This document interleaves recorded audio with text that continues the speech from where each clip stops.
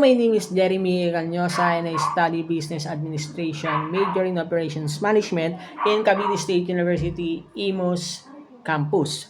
Additional information lang po, isa po akong working student. One relevant information lang dahil ang pag-uusapan po natin ngayon ay about consumer behavior. This video analyzes my behavior as a consumer and the factors na nakaka-contribute kung bakit ko binibili ang mga bagay-bagay. Maganda rin pag-usapan ito dahil with this, mas malalaman natin, mas maintindihan natin ang mga factors na nagko-contribute kung bakit natin binibili ang mga bagay-bagay, helping us achieve deeper level of self-awareness. Self-awareness equates to knowledge and knowledge equates to power, and the power can help us rule the world. Alright? Let's proceed. What I'm holding right now ay yung newly bought phone ko. Binili ko for my sister. Pero syempre, pera ko yun. And a lot of reason ang nag-contribute kung ba't ko binili ito. And ayun ang pag-uusapan natin later on sa main part. Ang phone na ito ay binili ko for almost 12K. And recently lang, actually this week lang po. Now, that's not the main point. Dahil ang main point ay we will use this phone as the basis for analyzing my own buying behavior as a consumer. So, without further ado, let's go. Now, there are so many factors na nagko-contribute kung bakit binibili ng isang tao ang binili niya. Meron diyang cultural, meron diyang social, personal, and also psychological, and many more. Pero those four, ayun lang muna yung gagamitin natin to analyze my own buying behavior. Now, kung pagbabasahin natin ng cultural, I think medyo malayo yung dahilan na yun dahil yung family namin ay hindi naman mapera or mayaman to accommodate yung ganito kalaking expense, which is almost 12K na nga, no?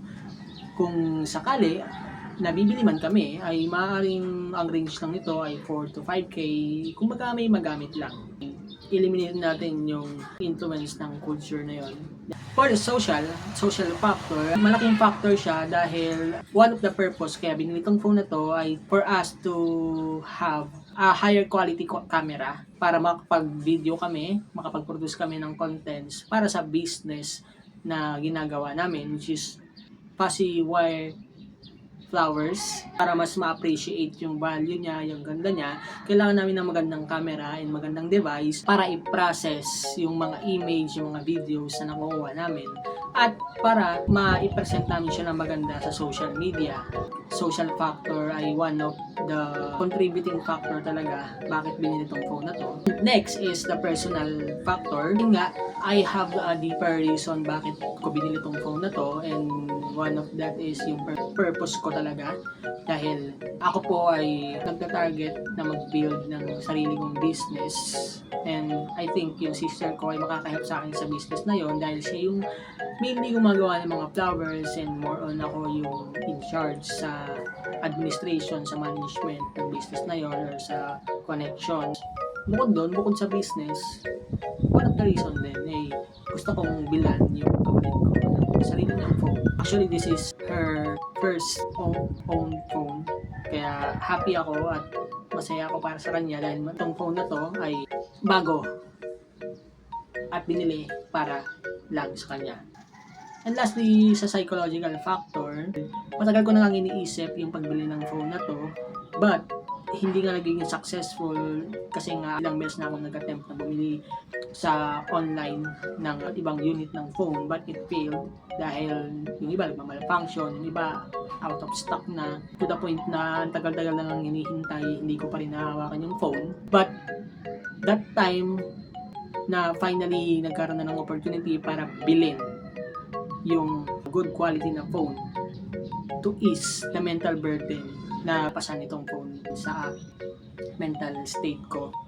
Kinuha ko na talaga yung good quality with all the risk. Kung magpo-produce pa ito ng result, hindi na yun mahalaga sa akin. But nung time na yun, I to just finally settle itong concern na ito at makamove on na ako sa other matter na dapat isipin kasi masyado na akong nag-iisip ng tungkol sa pagbili ng phone na to. And with that, I can say pala na I am a wise consumer, kasi nga napag-iisipan ko pala kung bakit ko binibili yung mga bagay-bagay, and I think thoroughly before I buy yung mga mabibigat na bagay gaya ng cellphone, dahil if not, maybe ako rin yung magsasuffer sa dulo. Pero taking risk for me habang bata pa ako ay worth it din. Huwag lang masyadong magpapalamon sa takot na mag-fail sa pag-take ng risk, dahil baka mamaya hindi na ako makamove forward. Nakakatuwa rin para sa sarili dahil despite the fear of taking the risk, alam mo yun, inubos ko yung ilang buwan kong pinag-ipunan na pera to buy something expensive for the sake of the future na hindi ko pa nakikita. Pero nevertheless, nakaka-proud pa rin for myself dahil I pushed myself forward, and that one step can be my starting point to that thing called growth. Ngayon lang po, maraming salamat sa pakikinig, maraming salamat sa pagtutok up until this point. Goodbye!